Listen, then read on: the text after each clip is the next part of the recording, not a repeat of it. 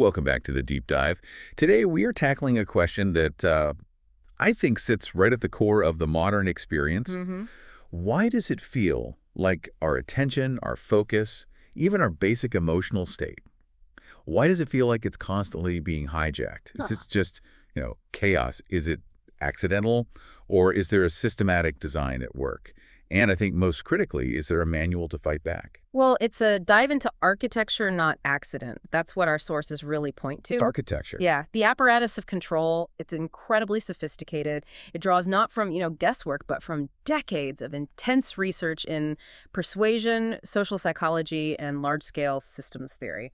So this is built on a foundation. A very solid one. Our sources describe this framework brilliantly as the intellectual grammar of control. It is essentially the source code of the modern information environment. The source code, I like that. Yeah. So our mission today, and this is coming from the two interconnected sources you brought, is kind of split. First, we need to map the architects. We need to look at the foundational thinkers whose findings became the operational grammar for how institutions think about crowds and attention and behavior. We need to see the blueprint. And once we see that blueprint, then we pivot to the tactical response. Right.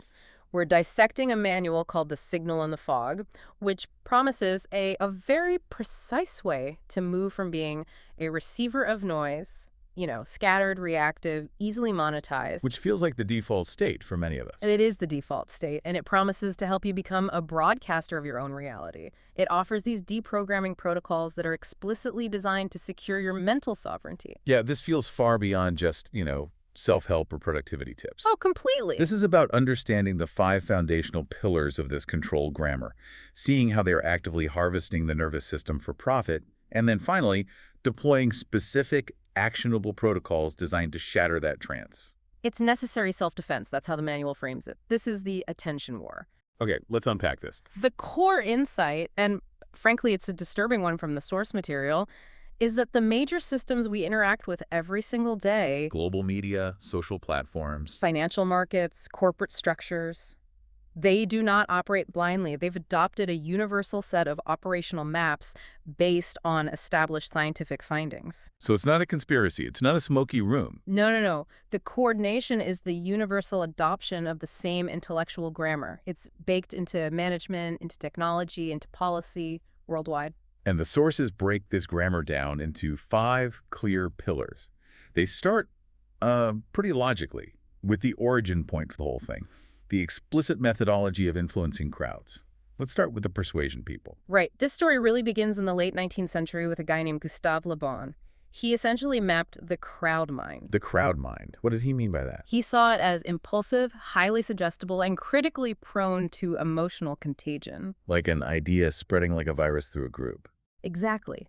But what sets Le Bon apart is his central, foundational analogy.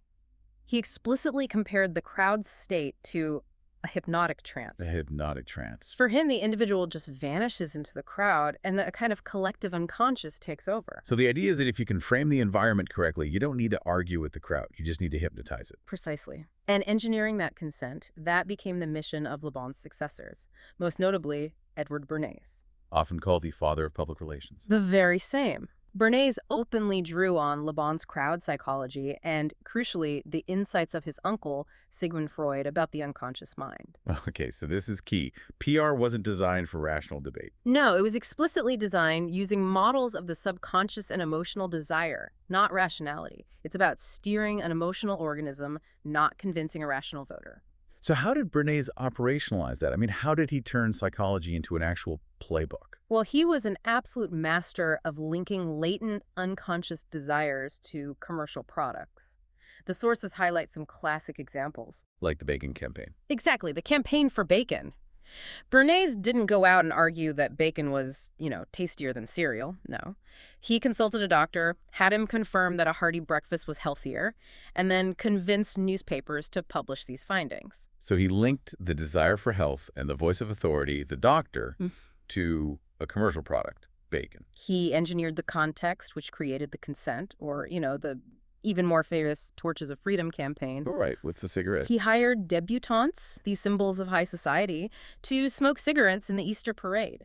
He explicitly linked the unconscious desire for women's liberation and defiance to the act of smoking and therefore to the sale of tobacco. The public wasn't buying the product, they were buying the feeling, the symbol. The emotional script. He sold them a piece of their own liberation story? That framing, steering via image and emotion, I mean, that's the foundation of almost all modern advertising and political branding. And that method was very quickly distilled into a literal, almost scientific formula by Harold Laswell. Laswell's 5 Ws. Yep.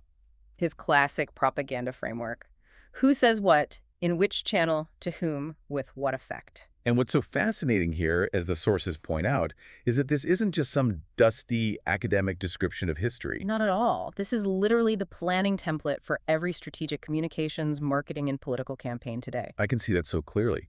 The who is the influencer or the platform. The what is the message. But the real lever, the thing they're really focused on, is the effect. Precisely. And as the source material really stresses, AI just completes the loop. Modern machine learning systems are constantly optimizing to maximize that effect. A click, an outrage reaction, a purchase. Whatever it is. And it's doing it in real time, often without any human interference. It's self-correcting adaptive propaganda running 24/7. And according to the sources, what is the overarching purpose of all this constant steering? Well, this is where Alex Carey's work comes in. He documented the explicit aim of corporate propaganda, and this is essential context for understanding the scope of the system.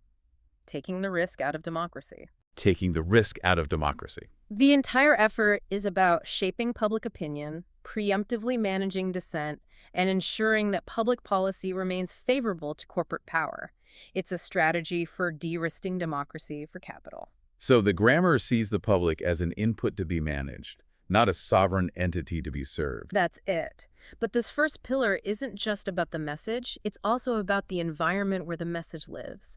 We have to talk about the structural critique. How the media environment itself becomes part of the control apparatus. Absolutely. The persuasive thinkers are, they're buttressed by the structural critics who saw the medium as the operating system. McLuhan gave us the medium is the message, meaning the structure of the channel, the way it's built, fundamentally reshapes your perception and your behavior regardless of the content you're seeing. The scroll wheel and the character limit are actually more influential than the headline itself. Exactly. If you change the structure of the medium, say from long-form text to short, auto-playing video, or you change the feed layout to prioritize rage, you change the user's perception and mental state even if they're consuming the same topics. And Neil Postman showed what that structure does to depth with his critique, amusing ourselves to death. Yeah. His core argument was that television fundamentally turns news, politics, and religion into entertainment. And the sources note that social media and AI have taken that exact logic and just put it on hard mode. Because if the news is optimized for engagement, if it has to compete with cat videos and celebrity gossip, it structurally cannot prioritize clarity or complexity or truth. It must prioritize emotional hooks. That perfectly sets up the deep structural critique from Jacques Ellul and Guy Debord. It does. Ellul argued that modern mass societies require continuous technical propaganda just to function. And for him, propaganda wasn't just about politics. No, not at all. He defined it not as something that makes you adopt a political party, but as something that adapts you to the system itself. It makes you a functional, non-dissenting component. It's about integration. And then Debord gives us the description of our current reality with his concept of the spectacle. Yeah. Remind us of the key distinction in Debord's work. Debord said, the spectacle is not a collection of images, but a social relation among people mediated by images. A social relation mediated by images. It's a self-referential media hallucination where social reality is entirely filtered, curated, and ultimately governed by what appears on the screen. It's the constant mediated performance of existence. Which is a direct and kind of chilling description of the modern feed experience. We're performing for algorithms that are performing for us. It's a closed loop. So Pillar 1 gives us the motive, the explicit method for steering the crowd, and the structural environment that guarantees the steering works. Right. And that leads us directly to Pillar 2, how they tune the levers inside the individual nervous system. This is the transition from, grand social theory down to neurobiology. Ivan Pavlov and B.F. Skinner laid the explicit scientific groundwork that the nervous system is highly programmable. Through conditioning and schedules of reinforcement. They proved that behavior could be systematically engineered. The sources specifically highlight Edward Thorndike's law of effect. It's absolutely foundational. The law of effect states that consequences are the sculptors of behavior. It's simple, really. We tend to repeat actions that lead to satisfying results, and we avoid those that lead to discomfort. And this knowledge transformed how products are designed.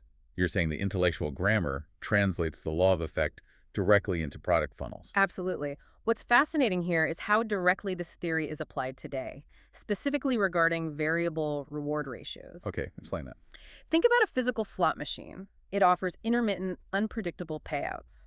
That uncertainty maximizes your engagement and persistence far more than a fixed reward schedule ever could. Because if the reward always comes after 10 pulls, you just stop after the 10th. Right? But if you never know if it's the next one or the next 100, you just keep pulling. You keep pulling, and that is the digital application. Notification systems, streaks, loot boxes in games, and most powerfully, the pull to refresh function on any major app. Ah. You don't know when the reward, that dopamine hit from a surprising headline, a new message, you don't know when it will come, and that keeps the engagement loop spinning indefinitely. So my phone is fundamentally optimized as a variable reward slot machine based on mid-20th century behaviorist lab results. That's a powerful way to put it, and it's accurate. Our daily tech experience is rooted in the same principles used to train laboratory animals, but the grammar goes beyond just individual conditioning. It includes the social levers. Right. Yes. The apparatus has to understand how people behave in groups and under pressure. This is where Milgram and Ash provided those startling conclusions that inform the structure of modern society. Milgram showed that people will obey authority under a simple frame, even when they think they're causing harm. And Ash showed that people will conform with the group, even when the group is obviously expressing a falsehood. These are structural constants that the control grammar can then utilize. Absolutely. If you can control the narrative frame and you can control the social consensus, you control behavior. The sources also mentioned the work on group identity, like Muzaffar Sharif's realistic conflict theory and Henri Tajfel's minimal group paradigm. The minimal group paradigm is, I think, a crucial concept, but it often gets lost in academic discussion. What did Tajfel prove that's so relevant to the current system? Well, Tajfel proved that you don't need history or religion or even shared values to create tribalism. You don't need a real reason. You don't. You can create intense competitive group identity based on the most trivial criteria like preferring one abstract painting over another or simply being assigned a label. Wow. The key insight for the control grammar is that tribalism and conflict can be manufactured quickly and cheaply and then leveraged for political rage or commercial advantage. And this manufactured identity is then protected by Festinger's insights into cognitive dissonance. Exactly. When you are invested in a group or a specific belief system, your mind resists evidence that contradicts that investment. Right. Cognitive dissonance is that powerful human tendency to protect the internal script, the identity, rather than changing behavior or belief, even when you're confronted with contradictory facts. So if the system feeds you political rage or tribal belonging, and that becomes part of your identity, challenging that identity only makes you double down. It guarantees continued engagement. It creates loyalty to the loop. And finally, you have Robert Cialdini, who distilled these psychological weapons into clean, reliable levers of influence. Reciprocity, scarcity, authority. Commitment and consistency, social proof. Yeah. And these are not just suggestions. They are standard operating procedures for sales, advertising, and manipulation. They are UX patterns in every funnel. A flash sale is scarcity. A celebrity endorsement is authority. Showing thousands of five-star reviews is social proof. These aren't creative choices. They are targeted levers derived from psychological constants. So the apparatus becomes coordinated because everyone running a campaign operates as if these conclusions are universally true about human nature. This shared psychological map makes the application of influence scalable and continuous. And it brings us to what might be the most complex, but also the most terrifying, pillar, the cybernetics layer. This explains not just the method of control, but how the control is coordinated and sustained across entire societies. Here's where it gets really interesting, because we move from controlling the individual to controlling the global system itself. Okay. This layer confirms that the entire apparatus can run itself structurally without relying solely on charismatic leaders or, central human conspiracies. We have to look at Norbert Wiener's cybernetics. Cybernetics, in a nutshell, is the science of control and communication in the animal and the machine. Yes. Wiener defined control as feedback. a continuous loop of sensors, signals, corrections, and new inputs. And he explicitly linked this concept to machines, organisms, and societies. So the key insight is that systems naturally seek a stable state. Homeostasis, yeah. When the system deviates from that state, it applies a correction to get back to it. So governance, economics, or even social policy are seen not as moral or philosophical problems, but as engineering problems designed to maintain a stable output. Precisely. That's management cybernetics. And this is where Stafford Beer's viable system model, or VSM, comes in. It applies these cybernetic principles directly to organizations and societal governance. VSM sounds highly technical. How can we explain what a viable system is for our listener? Think of it like a self-regulating organism, like the human body or a highly automated factory. A viable system survives by constantly monitoring its environment, those are the sensors, Right. routing that information correctly through its communication channels, its nervous system, and making continuous recursive adjustments, those are the corrections. And viable just means it can survive changes in its environment while maintaining its identity and purpose. Correct. And if the system's purpose is to manage risk for capital, as Alex Carey suggested, then VSM is the mechanism by which it maintains that objective against factors like public dissent or market shocks. So the system has to recursively manage itself at multiple levels at the same time. It does. And the source material gave us this astonishing, concrete, real-world example of management cybernetics in action. BlackRock's Aladdin. BlackRock's Aladdin. This is where the abstract theory becomes concrete, global infrastructure. Aladdin is the perfect encapsulation of this grammar. It stands for Asset, Liability, and Debt and Derivative Investment Network. It's described as a unified operating system that centralizes data, runs complex simulations, measures risk across trillions of dollars in assets, Trillions. and helps construct portfolios for thousands of institutions, including pension funds, banks, and even governments. $20 trillion managed by one structural system. That's a huge percentage of global invested capital. And when a BlackRock manager or a major bank manager uses Aladdin, they aren't just getting data, they are getting a unified map of risk and return. A shared map. A shared map. The system applies continuous feedback. It detects a market signal, it analyzes the deviation, and it suggests the correction not just to one institution, but across the entire network of users. It creates structural coordination. So this moves the conversation beyond conspiracy theory and squarely into systems design. The coordination isn't a secret meeting. It's shared software. But shared software based on shared maps of control and reinforced by the unified objective of risk management. The intellectual grammar of control is the universal adoption of these maps. Le Bon's hypnosis, Skinner's conditioning, Wiener's cybernetics into technology, management, and policy. AI is simply the latest, fastest, and most pervasive amplifier bolted onto this existing architecture. That structural understanding is, I think, the necessary prerequisite. We've seen the source code. Now let's pivot and see what this system is doing to us, to you, every single day. We've established the system isn't random. It's a machine built to run itself using established psychology. Now we look at the direct impact. The signal in the fog frames this attention crisis not as simple distraction, but as a deep state of being. Yeah, the quote is, "You aren't distracted, they've got you in a trance." And that trance is the system harvesting your nervous system. The manual is very clear on this. You are not suffering from a personal lack of willpower. You are the target of military-grade psychology and product design that is optimized to keep you scattered, reactive, and therefore easy to monetize and control. The shift in perspective there is enormous. It takes the focus away from self-blame and puts it squarely on the system's design. We're told we need to be more productive, but the manual argues that productivity just teaches you how to run faster while being harvested. Because the system does not care about your well-being. It does not care if you are happy or fulfilled or focused.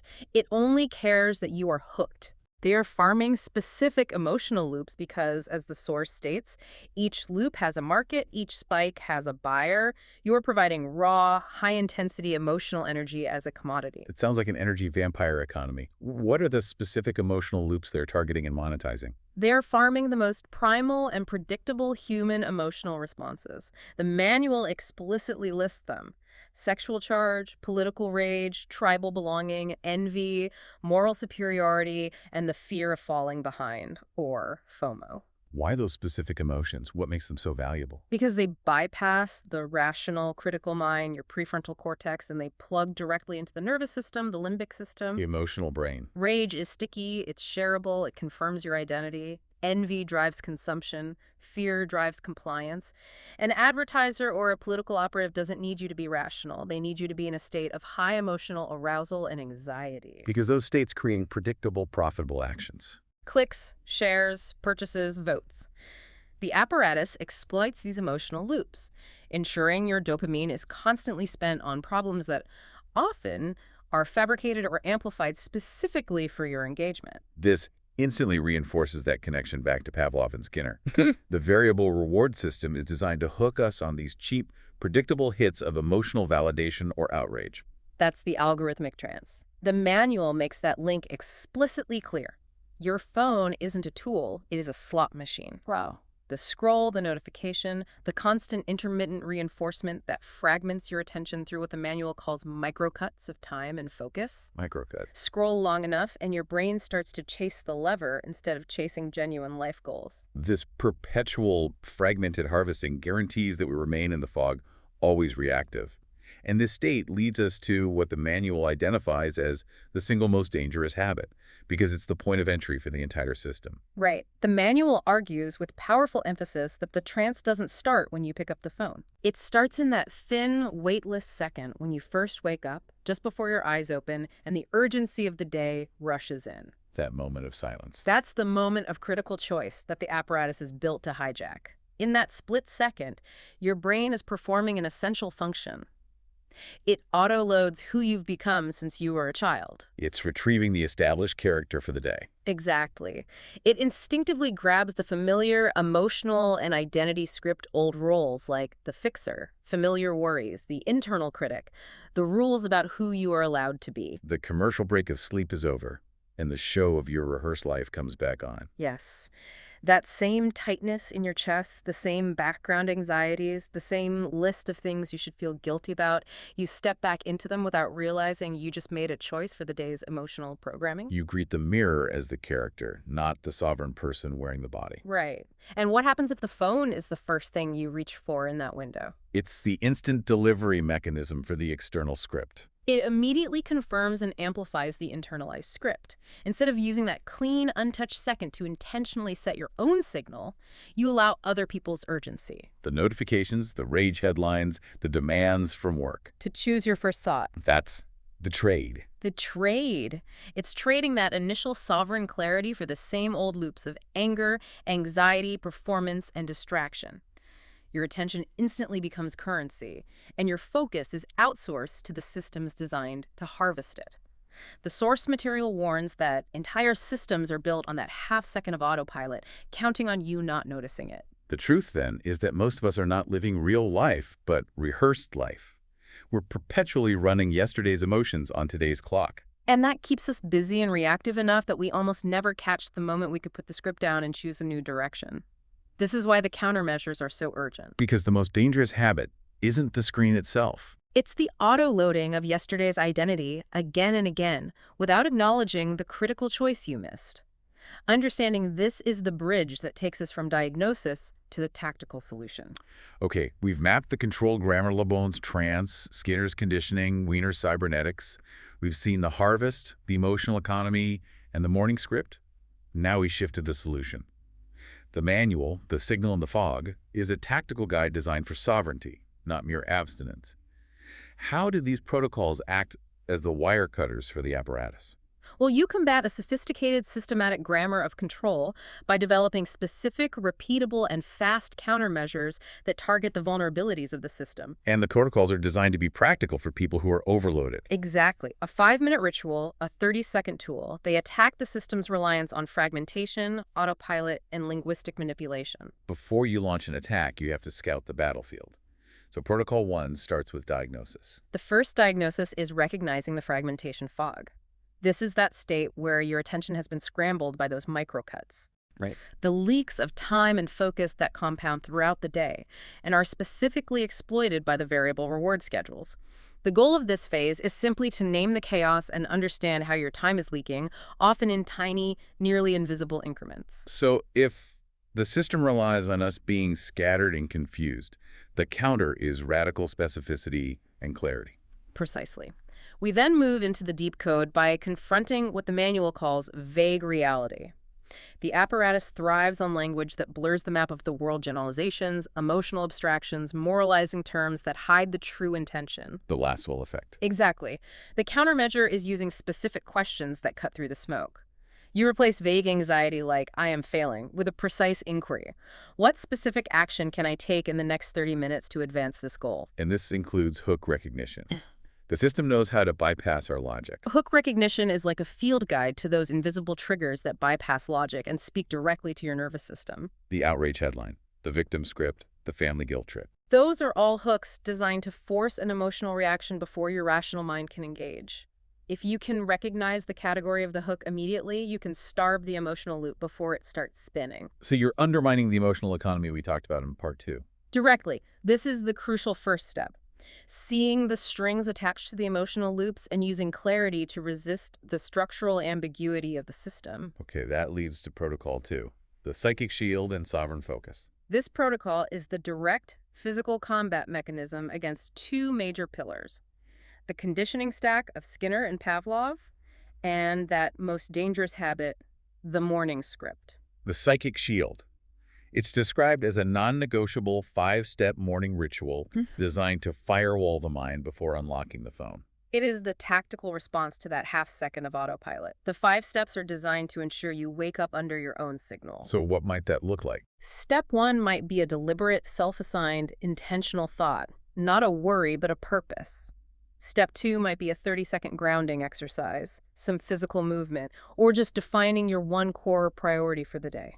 So by anchoring your mind for just 5 minutes before the day's urgency rushes in, you regain that initial sovereignty. You are creating a conscious gap where the algorithm cannot automatically load its script. That seems like an almost laughably small action to break what might be a decade of algorithmic habit.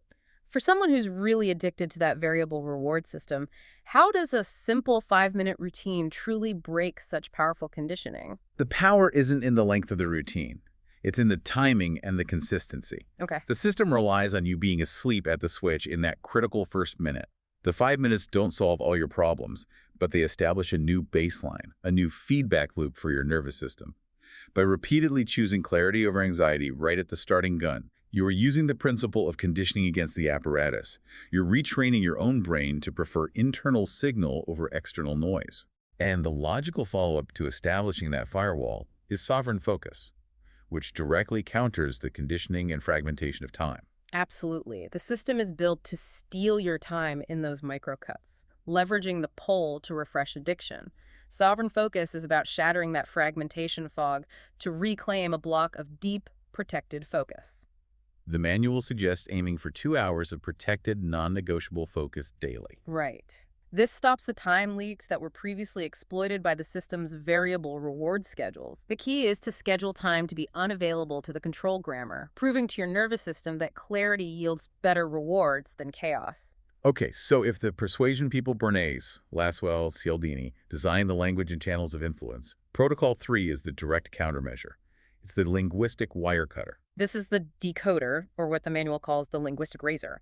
It's a tactical combat tool, a simple, repeatable, 3-question filter designed to instantly reveal manipulation. In news headlines, ads, And even in emotionally charged conversations. we discussed how the grammar uses vague language and emotional hooks to hide intent. What are the questions that expose that intent? The 3 questions function as an immediate reality check. First, what is the specific action this language is trying to make me take right now? That's targeting Laswell's effect. Exactly. Second, who specifically benefits from my fear, rage, or anxiety on this topic? That's targeting Kerry's corporate propaganda and the whole emotional economy. And third, what specific quantifiable evidence supports this claim? Or is it solely relying on authority or social proof? Which targets Cialdini's levers. So this is the direct combat mechanism against the persuasion stack. It allows you to stop guessing if you're being gaslit and instead... We see the strings immediately. That's the goal. It creates instant cognitive separation.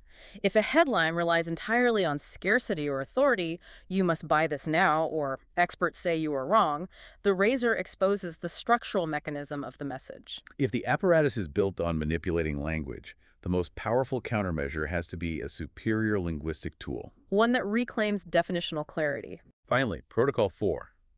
This addresses the deepest psychological layer, The social psychology stack with Ash and Milgram, and the internal rehearsed scripts that keep us trapped. Identity defense. This is about spotting and dismantling the internal identity scripts we didn't write. These are the roles handed to us by family, society, or past trauma. The fixer, the problem, the scapegoat, the inner critic. Exactly. The protocol teaches you to trace where that script came from and provides the means to delete them from your operating system. So this directly tackles groupthink and conformity by dismantling the rehearsed character that those external systems rely on to predict and control our behavior. Right. You can't be easily governed if you start playing a predictable role. So when you stop being the fixer, what happens? The energy you previously spent managing others' emotions returns to you. The protocol facilitates a radical relationship shift. By dropping your old predictable roles on a cue, you force a change in your social environment. You teach people a new standard for interacting with you. One based on sovereignty and presence, rather than codependency or role-playing. And that fundamentally changes the social relations mediated by images that Debord defined. You're relating as a person, not a profile. And the ultimate victory over the Skinnerian conditioning, that variable reward system of rage and desire that runs the emotional economy, is the dopamine shift. This is retraining the nervous system itself. It's about actively interrupting the cycle where you chase the cheap hit of outrage or instant gratification or manufactured drama. The dopamine shift involves creating and reinforcing new reward pathways that value clarity, deep focus, physical health, and actual accomplishment. And a taste of sovereignty. You're training your nervous system to prefer the taste of sovereignty over the anxiety-fueled chase of the lever. So if the system has conditioned us to associate anxiety with reward, we have to flip the script and condition ourselves to associate effortful clarity with a superior reward. Exactly. This isn't just self-control. It's deprogramming the basic reward mechanism so that the system's levers stop working entirely. The core goal of the manual moving from being a receiver of noise to a broadcaster of your own reality is achieved when your nervous system itself begins to resist external programming. This deep dive has shown us the architecture of control, the intellectual grammar, all the way from Le Bon, mapping the crowd mind, through Skinner conditioning the nervous system, and finally Wiener applying cybernetics structurally with tools like BlackRock's Aladdin. And we've examined a tactical manual, The Signal in the Fog, that provides explicit wire cutters for every single layer of that apparatus. The key takeaway, I think, is crucial for you listening. You are not struggling due to personal weakness. You are being harvested by an extremely sophisticated system designed using the most precise psychological knowledge available. So knowledge of the grammar of control, our part one. It makes the countermeasures, the psychic shield, sovereign focus, and the linguistic razor from part 3. Not optional productivity tips, but necessary, repeatable self-defense protocols for maintaining mental sovereignty. The world is made of language, and the internal environment is shaped by the signal you choose to receive. Peace isn't the absence of noise, it's the consistent presence of your own intentional signal. And the entire apparatus relies on that half second of autopilot when you wake up. So if the most dangerous habit is waking up as yesterday, again and again, reinforcing the script that serves the harvest, the ultimate question this deep dive raises is this: what signal, what intentional thought will you deliberately cultivate in that clean, untouched second tomorrow morning before the algorithms can rush in to assign you the day's script and steal your signal?